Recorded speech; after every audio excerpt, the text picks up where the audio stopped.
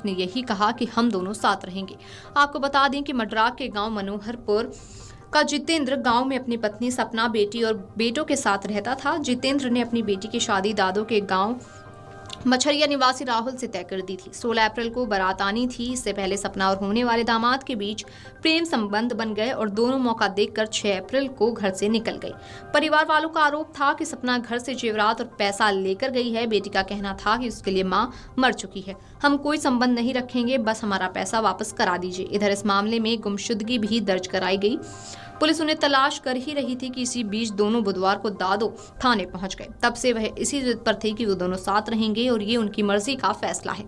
वापस आने के बाद इस मामले में पति ने महिला के खिलाफ जेवरात और नकदी ले जाने संबंधित तहरीर दी थी, जबकि महिला ने पति के खिलाफ खुद के उत्पीड़न को लेकर तहरीर दी थी। दोनों के आरोपों को पारिवारिक विवाद माना गया। इसी आधार पर दोनों को काउंसलिंग के लिए परिवार परामर्श केंद्र भी लाया गया। शुक्रवार को दिन भर दोनों की काउंसलिंग हुई, मगर महिला एक ही जिद पर अड़ी रही कि वो पति संग जाने को राजी नहीं है। इसी आधार पर उसे राहुल और उसके परिजनों के साथ भेज दिया गया।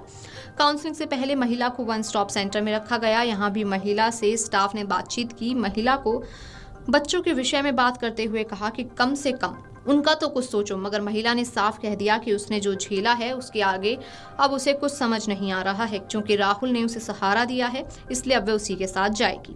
इस बातचीत में महिला ने यहाँ तक कहा कि उसकी और दामाद की बातचीत यूं ही शुरू नहीं हुई। उसकी बेटी से दामाद से बात करना शुरू किया, मगर बेटी ने दामाद को पागल करार दे दिया। बात नहीं करती थी और वह दामाद से रिश्ता संभालने के लिए बात करने लगी। फिर दोनों में कब नजदीकियां हो गईं, मगर राहुल ने उसे सहारा दिया। रहा सवाल चोरी का, तो आरोप निराधार है। वो कोई रुपये या जेवरात लेकर नहीं गई। तो उन्होंने दूसरा आरोप लगाया है कि पैसे लेकर के और जो गहने थे वो लेकर। ऐसा कुछ नहीं। तुम्हारे केंद्र कह रहे हैं कि तुम 3.5 लाख रुपए जेवर तमाम चीज जो लड़की की शादी में बनाई थी, खाली मोबाइल और 200 रुपये, इससे अलावा कुछ नहीं लेके गई। तो यानी कि ये आरोप गलत है? हाँ, 1 रुपया नहीं लेके गई मैं घर से, कुछ भी नहीं।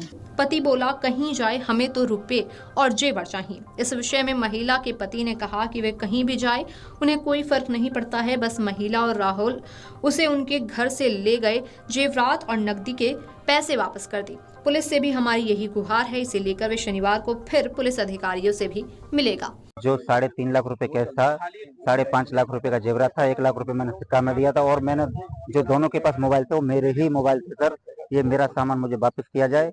और मैं जो तलाक की बात आ रही है, मैं तलाक देने के लिए राजी नहीं हूँ, क्योंकि मेरे छोटे छोटे बच्चे हैं।